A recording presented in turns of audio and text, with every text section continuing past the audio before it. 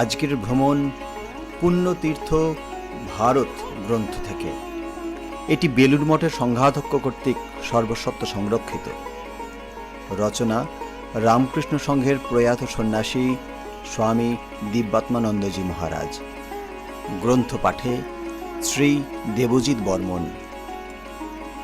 ভগবত পথের পথিকদের কাছে ভারতের হিন্দু তীর্থস্থানগুলির আকর্ষণ প্রবল ও চিরন্তন।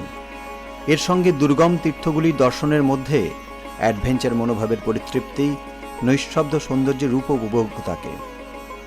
দিব্যাত্মানন্দজির বিবরণে সব দৃষ্টিভঙ্গিরই ছোঁয়া রয়েছে, তবু প্রধানভাবে ফুটে উঠেছে জ্ঞান অনুসন্ধিৎস এক ভক্ত সন্ন্যাসীর পর্যবেক্ষণ। 1348 বঙ্গাব্দে তিনি ভারতের তীর্থাদি ভ্রমণ করেছিলেন। লিপিবদ্ধাকারে পুস্তক প্রকাশিত হয় 1370 বঙ্গাব্দে। তাই বর্তমানে স্থানগুলির রূপের বা ভাবের পরিবর্তন হয়েছে। এই পরিবর্তন মহাকালের প্রতি পদক্ষেপেই ঘটছে। নিত্য পরিবর্তন আছে বলেই এই সংসার জগৎ নামে অভিহিত। এই পরিবর্তনের কথা স্মরণ করলে বর্তমান ভ্রমণকারীর কোনো অসঙ্গতি দৃষ্টিগোচর হবে না।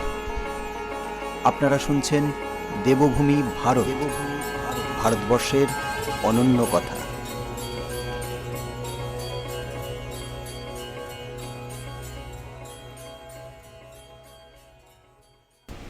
পুণ্যতীর্থ ভারত গ্রন্থের আজকের তীর্থ শ্রী শ্রী বিঠ্ঠলদেব এবং তাহার ভক্তগণ প্রসঙ্গে। আজকের প্রথম ভক্ত কানু পাত্রা। মঙ্গলবেড়োয়া গ্রামে জনৈকা নর্তকী বাস করিত। নৃত্যগীতই তাহার জীবন ধারণের একমাত্র অবলম্বন ছিল। সে বাদশাহের দরবারে নৃত্যগীত করিত। কানু নামে তাহার এক পুত্র ছিল। সে নিত্য ভগবানের ভজন না করিয়া আহারাদি করিত না। তাহার সুললিত কণ্ঠের গান শুনিয়া গ্রামবাসীরা সকলেই মুগ্ধ হইত। বাদশাহ নর্তকের নিকট কানুর ভজন শুনিতে চাহিলেন। মাতা ছেলের নিকট বাদশাহের অভিপ্রায় ব্যক্ত করিল, কিন্তু কানু দরবারে যাইতে অনিচ্ছা প্রকাশ করিল। বাদশাহ 2 বার তাহার সিপাহীদের পাঠাইলেন, তাহারা অকৃতকার্য হইয়া ফিরিয়া আসিল। অবশেষে বাদশাহ ক্রোধান্বিত হইয়া তাহাকে শাস্তি দিবার উদ্দেশ্যে স্বয়ং আসিয়া উপস্থিত হইলেন। কানু পাণ্ডারপুরে আসিয়া বিঠ্ঠলদেবের নিকট সভয়ে করজোরে প্রার্থনা করিল, প্রভু, বাদশাহ আমাকে শাস্তি দিতে আসিতেছেন।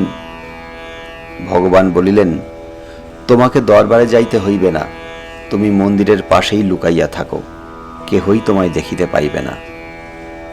ভগবান এইরূপভাবে কানুকে লুকাইয়া রাখিলেন যে বাদশাহ তাহার সিপাহীগণ সহ বহু চেষ্টা করিয়াও কানুর কোনোই খোঁজ করিতে পারিলেন না। অকৃতকার্য হইয়া বাদশাহ রাজধানীতে ফিরিয়া গেলেন। কানু শ্রী ভগবানের শ্রীপাদ পদ্মে জীবন উৎসর্গ করিল। অপর একজন ভক্ত সেনা হাম্বে। আম্বো শহরে সেনা নামে এক নাপিত বাস করিত। মারাঠি ভাষায় নাপিতকে হাম্বি বলে। সে বাদশাহের ক্ষৌরকর্ম করিত। নিত্য বিঠ্ঠল ভগবানের পূজা ও ভোজদ্রব্যাদি তাহাকে নিবেদন করিয়া পরে প্রসাদ গ্রহণ করিত। ভুলিয়াও এই নিয়মের ব্যতিক্রম করিত না। একদিন বাদশাহ ক্ষৌরকর্মের নিমিত্ত সেনাকে ডাকিলেন। তখন সে ভগবানের পূজায় রত ছিল। ভক্ত সেনার পূজায় ব্যাঘাত হইবে বলিয়া বিঠ্ঠলদেব সেনার রূপ ধারণ করিয়া বাদশাহের আদেশ পালন করিতেন। ক্ষৌরকর্ম শেষ করিয়া ভগবান চলিয়া গেলেন। অনতিকাল পরে সেনা বাদশাহের আদেশে রক্ষা করিতে আসিল। তাহাকে দেখিয়া বাদশাহ বলিলেন, সেনা, এই যে তুমি আমার কাজ করিয়া গেলে, আবার কেন আসিয়াছ? সেনা দ্বিরুক্তি না করিয়া ফিরিয়া আসিল। বুঝিতে বিলম্ব হইল না যে বিঠ্ঠল ভগবান আসিয়া তাহার কাজ করিয়া গিয়াছেন। জগৎ পিতা জগদীশ্বর তাহার মতো নগণ্য ব্যক্তির রূপ ধারণ করিয়া অস্পৃশ্য কাজ করিয়াছেন। বিঠ্ঠল ভগবানের এই অপার করুণার কথা স্মরণ করিতে করিতে ভাবে বিভোর হইয়া সেনা বাড়ি ফিরিয়া আসিল।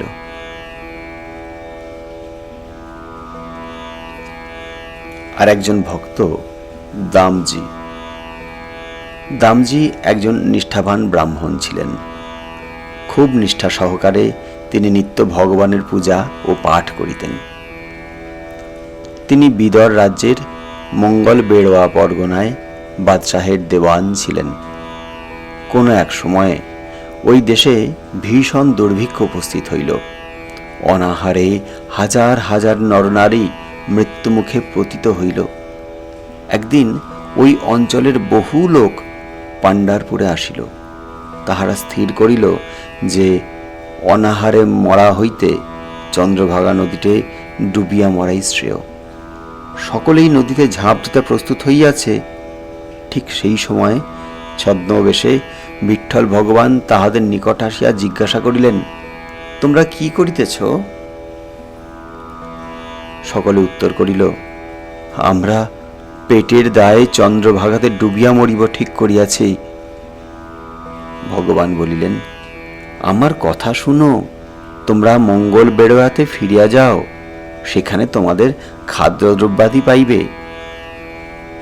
তাহারা মঙ্গল বেড়োয়াতে উপস্থিত হইয়া দেওয়ানের নিকট সব বৃত্তান্ত ব্যক্ত করিল। দামজি বাদশাহের ভাণ্ডার খুলিয়া দিলেন এবং প্রয়োজন মতন দ্রব্যাদি লইতে আদেশ করিলেন। ফলে বাদশাহের ভাণ্ডার শূন্য হইল বটে, কিন্তু বহু লোকের জীবন রক্ষা পাইল। বাদশাহ জনৈক কর্মচারীর নিকটে সংবাদ জ্ঞাত করিয়া অত্যন্ত ক্রোধান্বিত হইলেন। তাহার বিনা অনুমতিতে ভাণ্ডার হইতে দ্রব্যাদি বিতরণের অপরাধে দামজিকে বন্দী করিবার জন্য সিপাহী প্রেরণ করিলেন। সিপাহীরা দামজিকে বন্দী করিয়া বিদর রাজ্যাভিমুখে যাত্রা করিল। দামজি বিনীতভাবে সিপাহীদের বলিল, পথে পাণ্ডারপুরের বিঠ্ঠল ভগবানকে একবার দর্শন করিব। সিপাহীরা ইহাতে কোনই আপত্তি করিল না। তাহারা পাণ্ডারপুরে আসিয়া উপস্থিত হইল। দামজি স্নান করিবার উদ্দেশ্যে চন্দ্রভাগাতে অবতরণ করিলেন।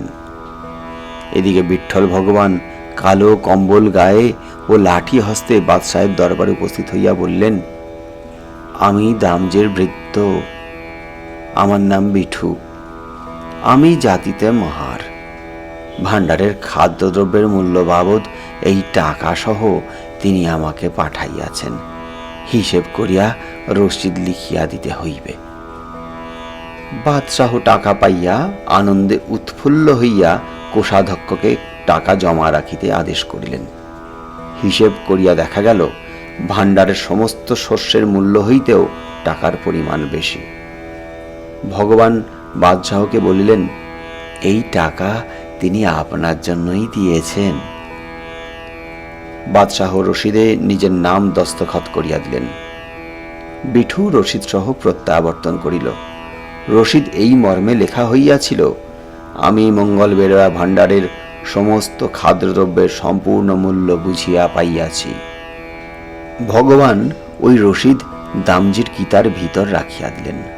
স্নানান্তে দামজি পাঠের উদ্দেশ্যে গীতা খুলিয়া দেখিতে পাইলেন বাদশাহের দস্তখত সহ একখানা রসিদ।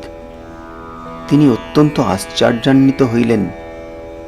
দামজি গীতা পাঠান্তে ভগবানের দর্শন লাভ করিয়া সিপাহীগণ সহ বিদর রাজ্যে আভিমুখে যাত্রা করিলেন। এদিকে বাদশাহ বিঠুর পুনঃ দর্শন লাভ মানুষে পাগল হইয়া উঠিলেন। তাহার মনে শান্তি নাই। বিঠুকে দর্শন করিবার একমাত্র চিন্তাই তাহার হৃদয় অধিকার করিল। অগত্যা বিঠুর দর্শন মানসে পথে বাহির হইলেন। পথে দামজিকে দেখিবা মাত্র আলিঙ্গন করিয়া বলিয়া উঠিলেন, তুমি মহাপুরুষ, আমি ঘোরতর অন্যায় করিয়াছি, আমাকে ক্ষমা করো। বিঠু নামে তোমার চাকরটিকে দেখিতে ইচ্ছা হইতেছে। বাদশাহের কথায় দামজি খুবই আশ্চর্যান্বিত হইয়া বলিলেন, হুজুর, বিঠু নামে আমার কোনো চাকর নাই, আমি তাহাকে জানি না। আপনি দয়া করিয়া তাহার কোনো নিদর্শন দিতে পারেন কি?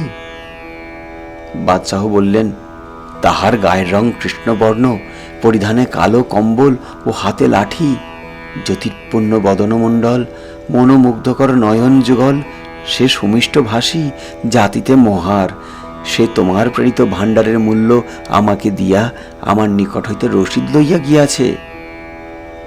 গীতার ভিতরে পাওয়া সেই রসিদের কথা স্মরণ করিয়া দামজি আনন্দে নৃত্য করিতে লাগিলেন। বলিলেন, হে বিঠ্ঠল দেব, হে পাণ্ডুরঙ্গ, আমাকে বিপদ হইতে উদ্ধারের নিমিত্ত তুমি মহারের বেশে বাদশাকে দর্শন দিয়াছ। তিনি খুবই ভাগ্যবান। হে প্রভু, তুমি জগৎ পিতা জগদীশ্বর, আমার জন্য কতই না কষ্ট করিয়াছ, আমি যে জীবন দিতেও প্রস্তুত ছিলাম, বলিয়া দামজি গদগদভাবে কাঁদিতে লাগিলেন। সেই সময় দীনবন্ধু, পতিত পাবন ভগবান শঙ্খ চক্র গদা ও পদ্মধারী চতুর্ভুজ মূর্তিতে দামজি ও বাদশাহকে দর্শন দিলেন। সেই অবধি দামজি বিঠোবার ভাবে বিভোর হইয়া দেওয়ানের কর্ম ত্যাগ করিয়া বাকি জীবন পণ্ডারপুরে বাস করিতে লাগিলেন। বিঠ্ঠল দেবের স্মরণ মননে তাহার দিন পরম শান্তিতে অতিবাহিত হইল।